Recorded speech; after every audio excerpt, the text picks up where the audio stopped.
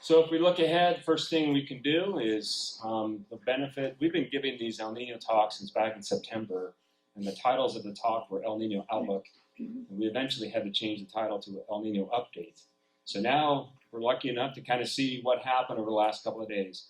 I'm afraid to, there's no such thing as an El Nino storm, but in one of the interviews I did, I said this looks very El Nino-ish over the last couple of days. We had storms coming in from the west. They brought quite a bit of rainfall over the last 2 days. We had big surf. We still have big surf, and we get this big surf because these storms are coming in from the west. And when you have big surf, it's a matter of the waves, which have had a chance to build up over a distance and over a period of time. When these storms are in the middle of the Pacific Ocean, once they hit our coast, we get big surf. But it's kind of interesting to see the headlines in the paper. I'd like to do a count of how many times El Nino has been said on the news. But this was in the LA Times, so we now have an earlier on we said, somebody said El Nino is going to be a Godzilla. And now it's Godzilla's having a tantrum. And that's kind of scary if you ask me. If you look across for the last 2 days, this is a graphic that shows how much rainfall, how much precipitation across Southern California. We've had some places in the mountains that had between 4 and 6 inches of rain. We had a pretty big system on yesterday that moved across Ventura County that really produced a ton of rain. So again, and even all the way up into the Sierra, almost everywhere got some rain here over the last couple of days. And I'd like to believe that with all the preparation that went on, that the impacts of these two storms has been relatively minimal because of the advanced preparation. And again, you'll hear about some of that. Snowpack, drought is very important for the drought.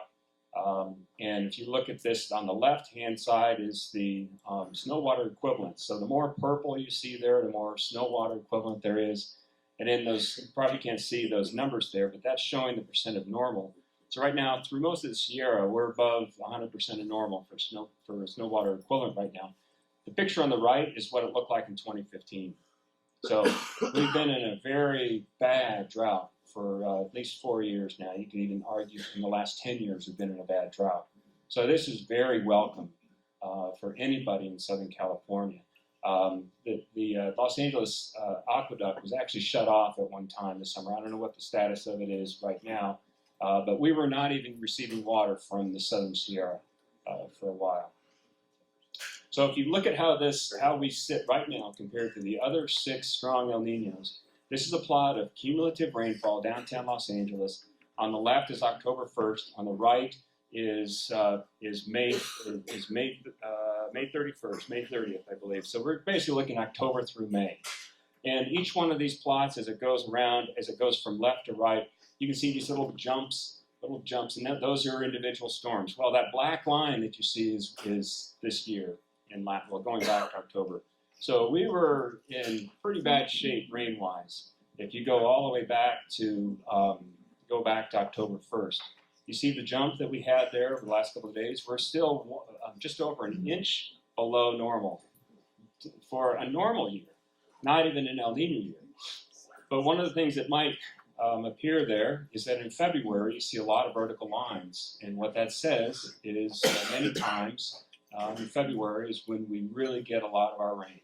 So in terms of the beneficial part of El Nino, which there is always a benefit of El Nino and the rains that may come, is February is really, that's our money month for precipitation.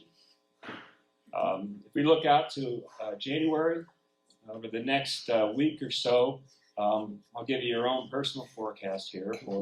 For Saturday, we have a quick system moving through that might give us maybe a 1/4 inch, not much. Next week, you might have another couple of systems that move through, but not really giving us a whole lot. So we'll have some time to dry out a little bit. If you go on the upper right graphic, you see 8 to 14 day outlook. This is the Climate Prediction Center's outlook. And now as you go farther out in time, now you're looking at probabilities of above normal and below normal. And the Climate Prediction Center has above normal precipitation for most of the West in that 8 to 14 day. And then going way out in the 3 to 4 week outlook, I get a hard time at home because I can't predict tomorrow. But Climate Prediction Center can get away with it because they're the experts. So 3 to 4 week experimental outlook has most of the West, including California, with a 60% chance of above normal rainfall. And that's pretty much the second half of January.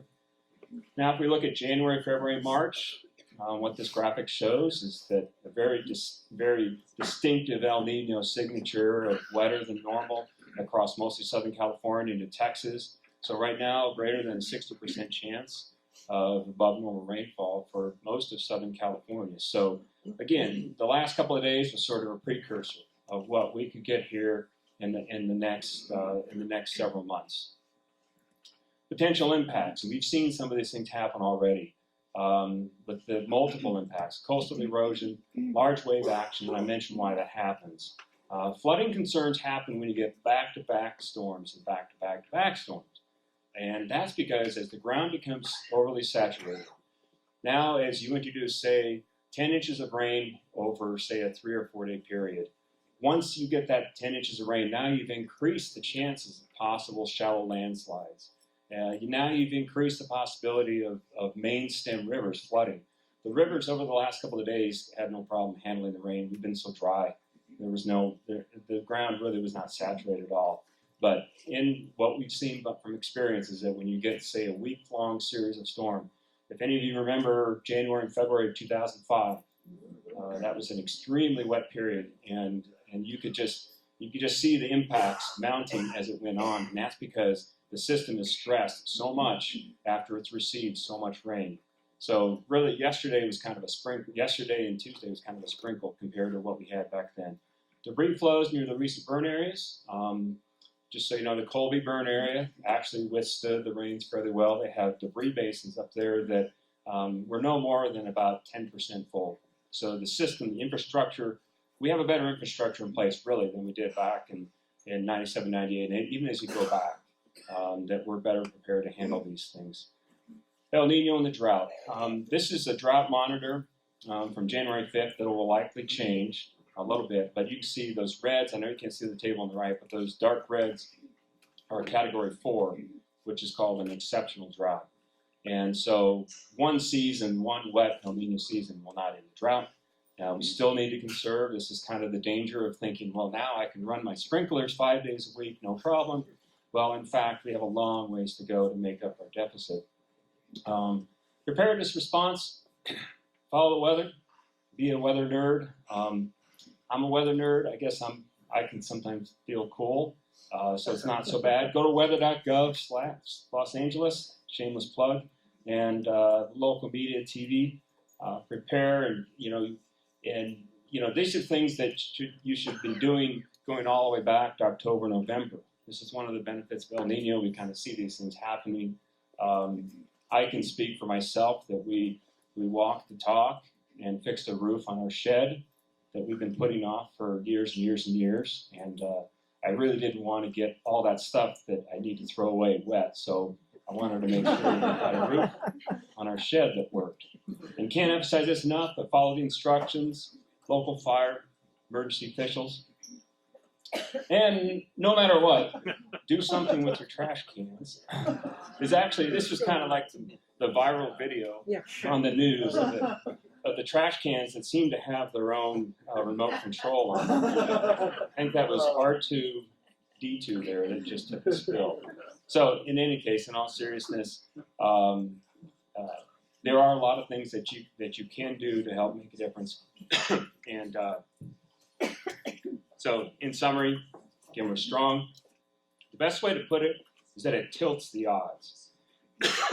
It's not a guarantee for above normal rainfall, but if you wanted to put money on it, it's actually pretty good money.